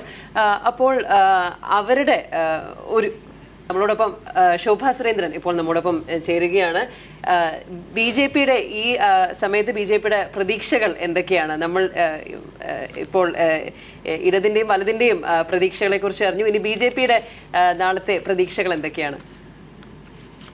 ഞങ്ങളെ സംബന്ധിച്ച് ഞങ്ങൾ ഈ തെരഞ്ഞെടുപ്പിന് മുൻപ് രാജ്യത്ത് ഉയർത്തിയിട്ടുള്ള 2 മുദ്രാവാക്യങ്ങൾ ഉണ്ടായിരുന്നു. അതിലൊന്ന് കോൺഗ്രസ് വിമുക്ത ഭാരതം, അഴിമതി വിമുക്ത ഭാരതം എന്നുള്ളതായിരുന്നു. ആ മുദ്രാവാക്യം ജനങ്ങളുടെ മുന്നിൽ വെക്കാൻ വേണ്ടി BJPയുടെ മുൻനിര പോരാളിയായിട്ട് ഞങ്ങൾ സെലക്ട് ചെയ്ത ശ്രീമാൻ നരേന്ദ്രമോദിയായിരുന്നു. അദ്ദേഹം കന്യാകുമാരി മുതൽ കാശ്മീർ വരെയുള്ള പ്രദേശങ്ങളിൽ യാത്ര ചെയ്തു. അദ്ദേഹം ജനങ്ങളുമായി സംവദിച്ചു. അതിനെ തുടർന്ന് ഞങ്ങൾക്ക് മനസ്സിലാക്കാൻ സാധിച്ചിട്ടുള്ളത് എക്സിറ്റ് പോളിന്റെ ഒരു പശ്ചാത്തലത്തിലല്ല. ഞങ്ങൾ അത്തരത്തിലുള്ള പോളുകളെ മാത്രം ആശ്രയിച്ചുകൊണ്ട് മുന്നോട്ട് പോകാൻ ആഗ്രഹിക്കുന്നുമില്ല. പക്ഷേ ഞങ്ങൾക്കുറപ്പുണ്ട് ഒരു 272 സീറ്റിന് മുകളിൽ 305 സീറ്റോളം NDAക്ക് കിട്ടും എന്നുള്ള ഒരു പ്രതീക്ഷയിലാണ് ഭാരതീയ ജനതാ പാർട്ടി. അത് പ്രവർത്തകരിൽ നിന്നെടുത്ത കണക്കുകളുടെ അടിസ്ഥാനത്തിൽ നേതാക്കന്മാർ വിവിധ സംസ്ഥാനങ്ങളിൽ യാത്ര ചെയ്യുകയും അതിനെ തുടർന്ന് കിട്ടിയിട്ടുള്ള കണക്കുകളുടെയും ഒക്കെ അടിസ്ഥാനത്തിലാണ് ഞങ്ങൾ ഇങ്ങനെയായിരിക്കും ഒരു റിസൾട്ട് എന്ന് ഞങ്ങൾ കരുതുന്നത്. ശ്രീമതി ശോഭാ സുരേന്ദ്രൻ, അത് തന്നെയാണ് കാരണം. തെരഞ്ഞെടുപ്പ് ഫലം വന്നപ്പോൾ നേരത്തെ ശോഭാ സുരേന്ദ്രൻ സൂചിപ്പിച്ചതുപോലെ തന്നെ പ്രകാശ് ജാവദേക്കർ പറഞ്ഞിരുന്നു, കാരണം exit poll is not exact poll എന്ന് പറഞ്ഞിരുന്നു. ഞങ്ങളിത് വിശ്വസിക്കുന്നില്ല, പക്ഷേ വസ്തുതയുമായി അടുത്ത് നിൽക്കുന്നതാണ് എന്നും. ദേശീയ മാധ്യമങ്ങളടക്കം BJPക്ക് NDA സഖ്യത്തിന് പിന്തുണ എന്ന തരത്തിൽ, മുന്നേറ്റം എന്ന തരത്തിൽ വലിയ വാർത്തകൾ നൽകുകയും ചെയ്തിരുന്നു. പക്ഷേ ഇവിടെ ഏറ്റവും ശ്രദ്ധേയമായ കാര്യം, തെരഞ്ഞെടുപ്പിന് അന്തിമ ഫലം വരുന്നതിന് മുൻപ് തന്നെ നരേന്ദ്രമോദി മുൻകൈയെടുത്ത് മുന്നണികളെ കൂട്ടാൻ വേണ്ടി നടത്തുന്ന ഒരുതരം നീക്കമുണ്ട്. അദ്ദേഹത്തിന് തന്നെ അറിയാമോ തങ്ങൾക്ക് കേവല ഭൂരിപക്ഷം ലഭിക്കില്ല എന്ന്? അതിൽ നിന്നുള്ളൊരു പരക്കംപാച്ചിലാണോ ഇത്? അല്ല, അത് അദ്ദേഹം ഏതെങ്കിലും ഒരു കക്ഷികളെ സമീപിച്ചുകൊണ്ട് ഏതെങ്കിലും തരത്തിലുള്ള ചർച്ചകൾക്ക് നേതൃത്വം കൊടുത്തില്ലല്ലോ. നേരെ മറിച്ച് അദ്ദേഹം നേരിട്ട് പോയി ചർച്ച ചെയ്യണമെന്നില്ലല്ലോ, അങ്ങനെ വേണമെന്നില്ലല്ലോ. ഇവിടെ അതില് വാസ്തവ വിരുദ്ധമായിട്ടുള്ള കാര്യങ്ങളുമായിട്ട് എനിക്ക് യോജിക്കാൻ സാധിക്കില്ല. കാരണം അവിടെ സംഭവിച്ചത്, അവിടെ ഞങ്ങളുടെ പ്രതിപക്ഷ നേതാവ് സുഷമാ സ്വരാജിനോട് മാധ്യമപ്രവർത്തകർ ചോദിച്ചു, നിങ്ങൾ എന്തിനാണ് അഖിലേന്ത്യാ അധ്യക്ഷനുമായിട്ട് ഇത്ര തിരക്കിട്ട് ഒരു ചർച്ച നടത്തിയത്? അവരതിന് മറുപടി പറഞ്ഞിട്ടുണ്ടല്ലോ. അഖിലേന്ത്യാ അധ്യക്ഷനുമായി നടക്കുന്ന ചർച്ച ഒരു റൂട്ടീൻ ചർച്ച എന്നതിലുപരിയായിട്ട് യാതൊന്നുമില്ല എന്ന് അവർ പ്രഖ്യാപിച്ചു. എന്നിട്ടും ഒരു വിഭാഗം വരുന്ന മാധ്യമങ്ങൾ റിപ്പോർട്ട് ചെയ്തത് ഏതെങ്കിലും ഒരു നല്ല സ്ഥാനം കിട്ടാൻ വേണ്ടി ശ്രീമതി സുഷമാ സ്വരാജ് ചർച്ചയ്ക്ക് മുന്നോട്ട് പോയി എന്നാണ്. അതുപോലെ തന്നെ അഖിലേന്ത്യാ അധ്യക്ഷൻ ഇന്നലെ നയം വ്യക്തമാക്കി, ഞങ്ങൾ മന്ത്രിസഭാ രൂപീകരണവുമായി ബന്ധപ്പെട്ടുകൊണ്ട് യാതൊരു തരത്തിലുള്ള ചർച്ചകളുമല്ല നടത്തിയിട്ടുള്ളത് എന്ന് അദ്ദേഹം തന്നെ പറഞ്ഞു. അപ്പൊ അതിനേക്കാൾ ഉപരിയായിട്ട് എനിക്ക് പറയാൻ സാധിക്കില്ല. പക്ഷെ ഒരു കാര്യം ഉറപ്പാണ്, മന്ത്രിസഭാ രൂപീകരണവുമായി BJP തിരക്കിട്ടിരിക്കുന്നു എന്ന് ചർച്ച ചെയ്യുന്നതും അത് രാജ്യത്തെ ജനങ്ങളിലേക്ക് എത്തിക്കുന്നതും ഇവിടുത്തെ മാധ്യമങ്ങളാണ്. അവർക്ക് അതിനുള്ള സ്വാതന്ത്ര്യമുണ്ട്. പിന്നെ മറ്റൊന്ന്, ഭാരതീയ ജനതാ പാർട്ടിയെ കണ്ടില്ലെന്ന് നടിച്ച പല ചെറു കക്ഷികളും ഇപ്പൊ BJP-യുമായിട്ട് സഹകരിക്കാൻ അവർക്ക് താല്പര്യമുണ്ട് എന്നുള്ളത് BJP അല്ല പ്രഖ്യാപിക്കുന്നത്, അവരാണ് പറയുന്നത്. തമിഴ്നാട്ടിൽ നിന്ന് വന്ന വാർത്തയിൽ എന്താ പറഞ്ഞത്? അണ്ണാ DMK-യുടെ ഒരു നേതാവ് പറയുന്നു കുമാരി ജയലളിത മോഡിജിയുടെ ബെസ്റ്റ് ഫ്രണ്ടാണ് എന്ന് പറഞ്ഞത് അവര് പറയുകയാണ്. ഭാരതീയ ജനതാ പാർട്ടി ഒരു കാര്യം പറഞ്ഞിരുന്നു, വികസന അജണ്ട മുന്നോട്ട് വെച്ചുകൊണ്ട് ഞങ്ങൾ തീർച്ചയായിട്ടും മുന്നണികളെ ഒരു ചെറുകക്ഷികളെയും ഞങ്ങൾ വിലക്കുന്നതല്ല എന്ന് ഞങ്ങൾ പ്രഖ്യാപിച്ചിരുന്നു എന്നുള്ളത് ശരിയാണ്. അപ്പൊ സ്വാഭാവികമായും ഏറ്റവും വലിയ ഒറ്റക്കക്ഷിയെ രാഷ്ട്രപതിക്ക് വിളിക്കേണ്ടി വരും. അങ്ങനെ വിളിക്കുന്ന സമയത്ത് ആ കക്ഷി സ്റ്റേബിൾ ഗവൺമെന്റ് ആയിട്ട് നിലനിൽക്കും എന്നുള്ള കാര്യത്തിൽ ഞങ്ങൾക്ക് തർക്കമില്ല. കാരണം BJP-യെ സംബന്ധിച്ച് ഞങ്ങൾക്ക് അത്രയധികം സീറ്റ് കിട്ടും എന്നുള്ള പ്രതീക്ഷയിൽ തന്നെയാണ് ഞങ്ങൾ നിൽക്കുന്നത്. പിന്നെ എന്തിനാണ് ഞങ്ങൾ പരക്കം പായേണ്ട കാര്യമുള്ളത്? പക്ഷെ ഒരു കാര്യം ഉറപ്പാണ്, ഏതെങ്കിലും പ്രധാനപ്പെട്ട കക്ഷികളുടെ ഭാഗത്തു നിന്ന് ഭാരതീയ ജനതാ പാർട്ടിയുമായിട്ട് സഹകരിക്കും എന്ന് അവരുടെ ഭാഗത്തു നിന്ന് അവർ പറയുമ്പോൾ അത് അവരെ പടിക്ക് പുറത്താക്കുന്ന ഒരു സമീപനം ഭാരതീയ ജനതാ പാർട്ടി സ്വീകരിക്കുകയില്ല എന്നാണ് ഞങ്ങളുടെ നേതൃത്വം വ്യക്തമാക്കിയിട്ടുള്ളത്. അപ്പൊ സ്വാഭാവികമായിട്ടും അത് രാജ്യവും അത് തന്നെയാണ് ആഗ്രഹിക്കുന്നത്. കാരണം 5 വർഷത്തെ സ്ഥിരമായിട്ടുള്ള ഒരു ഗവൺമെന്റ് ഈ രാജ്യത്ത് മുന്നോട്ട് പോവുകയും നിരവധിയായിട്ടുള്ള വിഷയങ്ങൾ, നമ്മുടെ നാടിനെ ഗ്രസിച്ചിരിക്കുന്ന നിരവധിയായിട്ടുള്ള ഒരുപാട് വിഷയങ്ങളുണ്ട്. ആ വിഷയങ്ങള് പരിഹൃതമായി കൊണ്ട് ഈ രാജ്യം മുന്നോട്ട് പോകണമെന്നും ഭാവിയിൽ ഇപ്പൊ തന്നെ ഒരു പ്രഖ്യാപനം അദ്ദേഹം പറഞ്ഞല്ലോ, ജപ്പാനിൽ കാണുന്നത് പോലെയുള്ള ബുള്ളറ്റ് ട്രെയിനുകൾ രാജ്യവ്യാപകമായി ഓടിക്കണമെന്ന് പറഞ്ഞാൽ വെറുതെ ബുള്ളറ്റ് ട്രെയിൻ ഓടിക്കാൻ സാധിക്കില്ലല്ലോ. അതിനനുസൃതമായിട്ടുള്ള ഒരു റെയിൽവേ സംവിധാനം ഉണ്ടാകണം. അപ്പൊ കഴിഞ്ഞ കാലങ്ങളിൽ നിന്ന് വ്യത്യസ്തമായി കൊണ്ട് ഒരു റെയിൽവേ വകുപ്പ് മന്ത്രി ഉണ്ടാകണം. അപ്പൊ സ്വാഭാവികമായിട്ടും കുറെ കൂടി അഗ്രസീവായിട്ട് മുന്നോട്ട് പോകാൻ സാധിക്കുന്ന രീതിയിലേക്ക് വിവിധങ്ങളായിട്ടുള്ള മേഖലകളിലേക്ക് ആ പ്രാതിനിധ്യം സന്നിവേശിപ്പിക്കണം എന്ന് ആഗ്രഹിച്ചുകൊണ്ടാണ് അത്തരത്തിലുള്ള പ്രഖ്യാപനങ്ങൾ നടത്തിയിട്ടുള്ളത്. അപ്പൊ ഒരു വികസ്വര രാജ്യം എന്നുള്ള സ്ഥാനത്ത് നിന്ന് നമ്മുടെ രാജ്യം ഒരു വികസിത രാജ്യമാക്കിയിട്ട് മാറ്റാൻ ഒരു സ്റ്റേബിൾ ഗവൺമെന്റിന് സാധിക്കുമെങ്കിൽ അതിനുവേണ്ടി തയ്യാറാകുന്ന കക്ഷികളെ എന്തിനാണ് BJP വിലക്കുന്നത്? തീർച്ചയായും. മറ്റൊന്ന്, ഈ ചർച്ചയിൽ തെരഞ്ഞെടുപ്പ് പ്രക്രിയയിൽ ഉടനീളമുള്ള ചർച്ചകളിൽ വളരെ സജീവമായി പങ്കെടുത്തിട്ടുണ്ട് ശ്രീമതി ശോഭാ സുരേന്ദ്രൻ. മണിക്കൂറുകൾ മാത്രമാണ് ഇനി ഉള്ളത്. എങ്ങനെയാണ് പ്രതീക്ഷിക്കുന്നത്? കൃത്യമായൊരു കണക്കുകൂട്ടലുണ്ടാകുമല്ലോ, പ്രത്യേകിച്ച് BJP-ക്ക് NDA-ക്ക് സീറ്റ് ലഭിക്കും എന്ന് പ്രതീക്ഷിക്കുമ്പോൾ എങ്ങനെയാണ് പ്രതീക്ഷിക്കുക? എത്രത്തോളമാണ്? അല്ല നോക്കൂ, തീർച്ചയായിട്ടും BJP-യെ സംബന്ധിച്ച് ഇത്തവണ കഴിഞ്ഞ നമുക്ക് ചരിത്രം ആവർത്തിക്കപ്പെടുകയാണ്. കാരണം ഇന്ദിരാഗാന്ധിയുടെ അടിയന്തരാവസ്ഥയ്ക്ക് ശേഷം ഈ രാജ്യവ്യാപകമായി ഉയർന്ന കോൺഗ്രസിന് എതിരായി ഉയർന്നു വന്ന ജനവികാരത്തെക്കാൾ കടുത്ത ജനവികാരമാണ് ഭാരതത്തിൽ ആകമാനം ഉയർന്നു വന്നിട്ടുള്ളത്. പക്ഷെ ആ ജനവികാരത്തെ മോടി വരുന്നേ എന്ന് പറഞ്ഞ് അതെങ്ങനെ പറഞ്ഞു? ആളുകളെ, ന്യൂനപക്ഷങ്ങളെ ഭയപ്പെടുത്തി നിർത്തിക്കൊണ്ട് ഒരു ന്യൂനപക്ഷ ധ്രുവീകരണം ഉണ്ടാക്കാൻ വേണ്ടി ഇന്ത്യൻ നാഷണൽ കോൺഗ്രസ് ശ്രമിച്ചിട്ടുണ്ട് എന്നുള്ളതാണ്. അത് ഞാൻ കരുതുന്നത് കേരളത്തിന്റെ റിസൾട്ട് പോലും വരുമ്പോ ആ കുരുക്കിൽ ഇവിടെ ഇടതുപക്ഷം പോലും കുരുങ്ങിപ്പോയിട്ടുണ്ടോ എന്ന് സംശയിക്കുന്ന രീതിയിലാണ് എക്സിറ്റ് ഫലങ്ങൾ വരുന്നതും. അത് എത്രമാത്രം ശരിയാണ് എന്നതിനെ കുറിച്ച് ഞാനും കരുതുന്നത് UDF-ന് ഒരു മുൻതൂക്കം കേരളത്തിൽ ഉണ്ടാകും എന്ന് തന്നെയാണ്. മറ്റൊന്ന് അങ്ങനെ തന്നെയാണ്. ഞാൻ അതാണ് നേരത്തെ ചോദിച്ചത്. താമര വിരിയുമെന്ന് ഈ അവസാന നിമിഷത്തിലും ഉറച്ചു വിശ്വസിക്കുന്നുണ്ട് കേരളത്തിൽ? അല്ല, കേരളത്തെ സംബന്ധിച്ച് അതിനുള്ള സാഹചര്യം ഞങ്ങൾക്ക് ഒരു നിയോജക മണ്ഡലത്തിൽ എങ്കിലും ആ ഒരു നിയോജക മണ്ഡലത്തിൽ കൃത്യമായി ഭാരതീയ ജനതാ പാർട്ടിക്ക് താമര വിരിയും എന്നുള്ള ഒരു പ്രതീക്ഷയിൽ തന്നെയാണ് ഞങ്ങൾ ഇരിക്കുന്നത്. അതോടൊപ്പം ഭാരതീയ ജനതാ പാർട്ടിയുടെ വോട്ടിംഗ് പെർസെന്റേജ് അത് ക്രമാതീതമായി വളരെ വലിയ രീതിയിലുള്ള ഒരു വോട്ടിംഗ് വർധനവ് പല നിയോജക മണ്ഡലങ്ങൾക്കകത്തും. തീർച്ചയായും വളരെയധികം നന്ദി. ഒപ്പം വിജയാശംസകളും ശ്രീമതി ശോഭാ സുരേന്ദ്രൻ.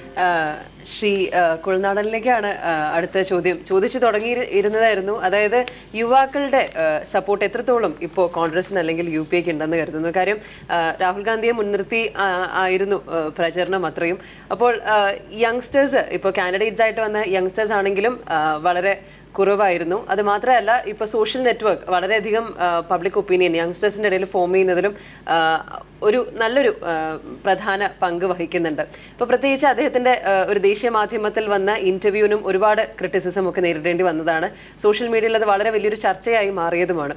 അപ്പോൾ ഈ ഒരു സാഹചര്യത്തിൽ യുവാക്കളുടെ ഒരു പിന്തുണ എത്രത്തോളം ഉണ്ടെന്ന് കരുതുന്നു? കാര്യം ടെക്നോ പാർക്കിൽ നിന്നൊക്കെ ഒരുപാട് ആൾക്കാർ ഇത്തവണ വോട്ട് ചെയ്യാൻ വേണ്ടിയിട്ടൊക്കെ പോയതാണ്. യങ്സ്റ്റേഴ്സ് ഒരുപാട് പുതിയ വോട്ടേഴ്സും ഇത്തവണ ഉണ്ടായിരുന്നു. അതോടൊപ്പം തന്നെ എത്ര സീറ്റാണ് പ്രതീക്ഷിക്കുന്നത് എന്നുള്ള ഒരു ഉത്തരവും, കേരളത്തിൽ എത്ര സീറ്റാണ് പ്രതീക്ഷിക്കുന്നത് എന്നുള്ള അതിനെക്കുറിച്ചും താങ്കളുടെ അഭിപ്രായം ഇപ്പോൾ അറിയണം എന്നുണ്ട്. ചുരുങ്ങിയ വാക്കുകളിൽ ഉത്തരം പറയുന്നു പ്രതീക്ഷിക്കുന്നു, സമയപരിമിതി മൂലം. ഞാൻ അതിന് ഉത്തരം പറയുന്നതിന് മുമ്പ് ഇവിടെ സ്വരാജ് പറഞ്ഞ ഒരു എക്സ്പ്ലനേഷനോട് ഞാൻ എൻ്റെ ഒരു വ്യൂ പറയാൻ ആഗ്രഹിക്കുകയാണ്. സ്വാഭാവികമായിട്ടും ഈ ചർച്ചയുടെ പേര് തന്നെ ബി പോസിറ്റീവ് എന്നായതുകൊണ്ടായിരിക്കണം സ്വരാജും ഒരു വളരെ സെൻസിബിളായിട്ടും അത്ര പുള്ളിയുടെ പതിവ് ശൈലി വിട്ടുള്ള ഒരു ഇതായതുകൊണ്ട് I also feel it interesting to share our views. ഇപ്പോൾ ഇവിടെ വിലക്കയറ്റത്തെക്കുറിച്ച് ഞാൻ പറഞ്ഞല്ലോ, ഞാൻ അംഗീകരിക്കാൻ തയ്യാറാണ്. ഈ തെരഞ്ഞെടുപ്പിൽ കോൺഗ്രസിനും UPAയ്ക്കും ഏറ്റവും വലിയ തിരിച്ചടിയാകാൻ പോകുന്നത് ഈ വിലക്കയറ്റം തന്നെയാണ്. ഇന്ത്യയിലെ വിലക്കയറ്റത്തെ നമ്മൾ ഒന്നുകൂടി ആഴത്തിൽ പരിശോധിച്ചാൽ ഇവിടെ നമ്മുടെ മുമ്പിൽ ഉണ്ടായിട്ടുള്ളത് ഫുഡ് ആൻഡ് ഫ്യൂവൽ ഇൻഫ്ലേഷനാണ്. അത് ഞാൻ വളരെ ലളിതമായിട്ടൊന്ന് പറയാൻ പരിശ്രമിക്കുകയാണ്. എന്തുമാത്രം കൺവേ ചെയ്യാൻ പറ്റുമെന്ന് എനിക്ക് ഉറപ്പില്ല. 5 വർഷം മുമ്പ്, 5 അല്ലെങ്കിൽ ഒരു 7 വർഷം 8 വർഷം മുമ്പ് നമ്മളിപ്പോൾ ഏറ്റവും ഒരു ടോപ്പ് ക്വാളിറ്റി ഷർട്ട് വാങ്ങാൻ പോയാൽ, നമ്മളൊന്നിൽ വാൻ ഹുസൈൻ്റെയോ അല്ലെങ്കിൽ ഏതെങ്കിലും ഷർട്ട് എടുത്താൽ അന്ന് അതിൻ്റെ വില ഓൾമോസ്റ്റ് ഒരു 1500 രൂപ, 1200 രൂപ, 1300 രൂപയാണ്. ഇന്നും നമ്മളൊരു ആ ഒരു റേഞ്ചിലുള്ള ഷർട്ടിന് there is no much difference 6-7 വർഷത്തിന് ശേഷം. ഇനി ഷർട്ട് വിടും. ഇപ്പോൾ നമ്മൾ വാങ്ങുന്ന പേന, നിരന്തരം ഉപയോഗിക്കുന്ന പേനയ്ക്ക് പണ്ട് കാലത്ത് ഒരു 15 രൂപയായിരുന്നത് ഇപ്പോഴും ഒരു ക്വാളിറ്റി പേന 10 രൂപയ്ക്കും 8 രൂപയും കിട്ടും. 10 വർഷം മുമ്പ് ഇറങ്ങിയ മൊബൈൽ, ഏറ്റവും കുറഞ്ഞ മൊബൈൽ നമ്മൾ വാങ്ങാൻ പോയാൽ അതിന് 5000 രൂപ മുതൽ 7000 രൂപ വരെ വരുമായിരുന്നു. ഇന്ന് 1500 രൂപയ്ക്ക് മൊബൈൽ അവൈലബിളാണ്. കമ്പ്യൂട്ടർ നമ്മൾ ആദ്യം വാങ്ങുമ്പോൾ 40,000 രൂപയും 55,000 രൂപയുമായിരുന്നു. ഇന്ന് 28,000 രൂപയ്ക്കും 20,000 രൂപയ്ക്കും 18,000 രൂപയും കമ്പ്യൂട്ടർ അവൈലബിളാണ്. പക്ഷെ വില കൂടിയത് എവിടെയാണ്? വില കൂടിയത് കോഴിയിറച്ചിക്ക്, മുട്ടയ്ക്ക്, പാലിന്, അരിക്ക്. അത് കാണിക്കുന്നത് എന്താ? ഇത് കൺസ്യൂമർ ഗുഡ്സിന് ഇപ്പം സ്വരാജ് പറഞ്ഞതെന്ന് വെച്ചാൽ ഇവിടെ ഇന്ധന വില വർധനമാണ്. അങ്ങനെയാണെങ്കിൽ അത് എൻറ്റയർ കൺസ്യൂമർ ഗുഡ്സിനെ ബാധിക്കും. ശ്രീ കുഴൽനാടൻ, സമയപരിമിതി മൂലം എനിക്ക് താങ്കളുടെ ഈ ഒരു ശ്രീ കുഴൽനാടൻ കേൾക്കാമെന്ന് വിശ്വസിക്കുന്നു. സമയപരിമിതി മൂലം നമുക്ക് ഈ ഒരു ചർച്ച നല്ല രീതിയിൽ തന്നെ ചുരുക്കേണ്ടതായിട്ടുണ്ട്. അല്ല, താങ്കൾ നേരത്തെ സൂചിപ്പിച്ച ഒരു പോയിന്റിലേക്ക് തന്നെയാണ് ഇപ്പോഴും എത്തി നിൽക്കുന്നത് എന്ന് കരുതുന്നു. ഈ ഒരു ചോദ്യത്തിന് മാത്രം ഉത്തരം പറയാനുള്ള ഒരു സമയമേ നമുക്ക് ബാക്കി നിൽക്കുന്നുള്ളൂ. ക്ഷമ ചോദിക്കുകയാണ്. എത്രയാണ് പ്രതീക്ഷ? കേരളത്തിൽ എത്ര സീറ്റ് കിട്ടും? തീർച്ചയായിട്ടും കോൺഗ്രസ് വളരെ ശുഭപ്രതീക്ഷയിലാണ്. കോൺഗ്രസും UDFും കഴിഞ്ഞ തവണ ലഭിച്ച 16-ൽ 1 പോലും കുറയേണ്ട സാഹചര്യമില്ല. എന്തൊക്കെ എക്സിറ്റ് പോൾ ഫലങ്ങൾ പറഞ്ഞാലും അതിൽ നിന്നും മെച്ചപ്പെട്ട 16 മുകളിലേക്കാണ് കോൺഗ്രസ് പ്രതീക്ഷിക്കുന്നത്. ഇനിയിപ്പോൾ 24 മണിക്കൂറിൻ്റെ കാത്തിരിപ്പല്ലേ ഉള്ളൂ. We hope for the best എന്നുള്ളതാണ് ഞങ്ങൾക്ക് പറയാനുള്ളത്. പക്ഷേ ഞാൻ പറയുന്നത് ഈ ഒരു ഇന്ന് ഇവിടെ നമ്മൾ ചർച്ച ചെയ്ത വിഷയം, ഇപ്പോൾ യുവാക്കളുടെ കാര്യം പോലും വളരെ പോസിറ്റീവായിട്ട് ഇപ്പോൾ ഇൻപുട്സും ഞങ്ങൾക്കും കിട്ടുന്നു, ഞങ്ങളുടെ വ്യൂസ് ഷെയർ ചെയ്യുന്നു. This makes sense. നമ്മളിപ്പോൾ വെറുതെ ആർഗ്യൂ ചെയ്യാൻ വേണ്ടി ഇപ്പോൾ സ്വരാജിൻ്റെ പ്ലാറ്റ്ഫോമിൽ, സ്വരാജ് ഇപ്പം എൻ്റെ പ്ലാറ്റ്ഫോമിൽ ഞാനും പറയുന്നത് കൊണ്ട് ഒരു പൊളിറ്റിക്കൽ ഒരു മീനിങ് ഫുൾ ഡിബേറ്റ് ആവുന്നില്ല. ഞാൻ പറഞ്ഞത് ഇതുപോലുള്ള ചർച്ചകൾ നമുക്ക് സജീവം മുമ്പോട്ട് കൊണ്ടുപോകേണ്ടത്.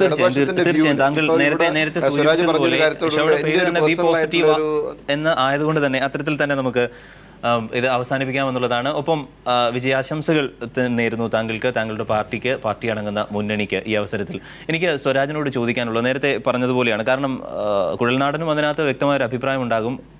രാഹുൽ ഗാന്ധിയെ സംബന്ധിച്ചാണ്. കാരണം അദ്ദേഹം പ്രധാനമന്ത്രിയുടെ വിടവാങ്ങൽ ചടങ്ങിൽ രാഹുൽ ഗാന്ധി പങ്കെടുത്തിരുന്നില്ല. ഏറ്റവും ഒടുവിലായി സോണിയാഗാന്ധി തന്നെ പറയുന്നു അദ്ദേഹം ഒന്നാമനായിരുന്നില്ല, എനിക്ക് പിന്നിൽ രണ്ടാമനാണ് എന്ന തരത്തിൽ, സോണിയയ്ക്ക് പിന്നിൽ രണ്ടാമനാണ് എന്ന തരത്തിൽ കോൺഗ്രസ് കേന്ദ്രങ്ങൾ തന്നെ പറയുന്നുണ്ട്. അതായത് ഒരു തെരഞ്ഞെടുപ്പ് പരാജയം ഉണ്ടായാൽ അതിൽ ബലിയാടാകുക പ്രധാനമന്ത്രി എന്ന നിശബ്ദനായ മനുഷ്യനാകുമോ? അദ്ദേഹത്തിന്റെ സ്ഥാനം ചരിത്രത്തിൽ എന്താകും? ഒപ്പം രാഹുലിന്റെ സ്ഥാനം എന്താകും? ഇങ്ങനെയുള്ള ചില സംശയങ്ങൾ കൂടി ഉണ്ടായിരുന്നു. നേരത്തെ ചോദിക്കണം എന്ന് വെച്ചതാണ്. വളരെ ചുരുക്കി സ്വരാജ്. അർജുൻ സെൻഗുപ്ത നേതൃത്വം കൊടുത്തൊരു കമ്മിറ്റിയുടെ കണക്ക് ഇന്ത്യൻ പാർലമെൻറ്റിൻ്റെ മുൻപാകെ വന്നിട്ടുണ്ട്. ആ കണക്കിലുള്ളത് 77% ഇന്ത്യക്കാരുടെ വരുമാനം ഒരു ദിവസം 20 രൂപയിൽ താഴെയാണ് എന്നതാണ്. അവരെ കാണാൻ നമുക്കാവണം. ഒറ്റ വാക്കിൽ ഞാൻ അവസാനിപ്പിക്കണം. അവരെ കാണാൻ നമുക്കാവണം. വിലക്കയറ്റത്തെക്കുറിച്ച് പറയും. ഇപ്പോൾ ചോദ്യത്തിലേക്ക് വരാം. ചോദ്യത്തിലേക്ക് വരുമ്പോൾ മൻമോഹൻ സിംഗ് മൂലം രക്ഷപ്പെട്ട ഒരാളുണ്ട് ഇന്ത്യൻ ചരിത്രത്തിൽ. അത് നരസിംഹറാവുവാണ്. നരസിംഹറാവുവാണ് ഇന്ത്യയുടെ ചരിത്രത്തിലെ ഏറ്റവും മോശം പ്രധാനമന്ത്രി എന്ന് എല്ലാവരും പറയുന്നു. ഞാൻ ഓർക്കുന്നുണ്ട്, അദ്ദേഹം മരിച്ചപ്പോൾ അദ്ദേഹത്തിൻ്റെ മൃതശരീരം പോലും AICC ഓഫീസിൽ കയറ്റുണ്ടായില്ല. കോൺഗ്രസിന് തന്നെ താല്പര്യം ഉണ്ടായിരുന്നില്ല. പുറത്ത് റോഡിലാണ് വെച്ചിരുന്നത്, വെയിറ്റ് ചെയ്തത്. അത് എല്ലാ മാധ്യമങ്ങളും റിപ്പോർട്ട് ചെയ്തു. അദ്ദേഹം ഇപ്പോൾ രക്ഷപ്പെട്ടു. അദ്ദേഹത്തിൻ്റെയും പുറകിലുള്ള സ്ഥാനത്തേക്ക് മൻമോഹൻ സിംഗ് പോയി. മറ്റൊരു കാര്യം രാഹുൽ ഗാന്ധിയെ സംബന്ധിച്ച വ്യക്തിപരമായൊരു ആക്ഷേപമായിട്ട് എടുക്കില്ല എന്ന് ഞാൻ കരുതുന്നു. അദ്ദേഹം നമ്മുടെ രാജ്യത്ത് കോൺഗ്രസിനെ നയിക്കാൻ ഫിറ്റല്ല. തീർച്ചയായും ശ്രീ സ്വരാജ്, താങ്കളോട് ക്ഷമ ചോദിക്കുകയാണ്. നമുക്ക് സമയപരിമിതി മൂലം ഇപ്പോൾ ഷോ വൈൻഡപ്പ് ചെയ്യേണ്ടതായിട്ടുണ്ട്. എത്രയാണ് വിജയപ്രതീക്ഷ? ആ ഒരു കാര്യം പറഞ്ഞു. ഒരുപാട് കാര്യങ്ങൾ ചോദിക്കണമെന്ന് ഞങ്ങൾക്കും ആഗ്രഹം ഉണ്ടായിരുന്നു. പക്ഷേ സമയപരിമിതി മൂലം സീറ്റുകളുടെ പ്രതീക്ഷ കേരളത്തിൽ എത്രയാണ് എന്നുള്ളത് പറഞ്ഞുകൊണ്ട് നമുക്ക് ഈ ചർച്ച അവസാനിപ്പിക്കാമെന്ന് കരുതുന്നു. കേരളത്തിൽ ഞാൻ തുടക്കത്തിൽ സൂചിപ്പിച്ചു, കേരളത്തിൽ അനുകൂലമായൊരു സാഹചര്യം ഇടതുപക്ഷത്തിനുണ്ടായിരുന്നു. എല്ലാ നിലക്കും അനുകൂലമായിരുന്നു. അത് വോട്ടിങ്ങിൽ പ്രതിഫലിക്കും എന്നാണ് ഞങ്ങൾ പ്രതീക്ഷിക്കുന്നത്. അങ്ങനെ പ്രതിഫലിച്ചാൽ ഞാൻ തുടക്കത്തിൽ പറഞ്ഞ പോലെ ആലങ്കാരികമായി പറയുന്നതല്ല, 20 സീറ്റിലും ജയിച്ചാൽ അത്ഭുതപ്പെടാനില്ല. കഴിഞ്ഞ 2004 18 സീറ്റ് കിട്ടിയതാണ്. പക്ഷേ കേരളത്തിലെ ഇപ്പോഴത്തെ ഒരു സാഹചര്യം വെച്ച് കുറച്ചും കൂടി യാഥാർത്ഥ്യബോധത്തോടുകൂടി ചിന്തിച്ചാൽ ഈ അനുകൂല സാഹചര്യത്തിൽ 10നും 15നും ഇടയിൽ സീറ്റുകൾ കേരളത്തിൽ ഇടതുപക്ഷത്തിന് കിട്ടും എന്ന ഉറച്ച പ്രതീക്ഷയാണ് എനിക്കുള്ളത്. തീർച്ചയായും വളരെ നന്ദി ഇത്രയും സമയം ഞങ്ങളോടൊപ്പം സംസാരിച്ചതിന്.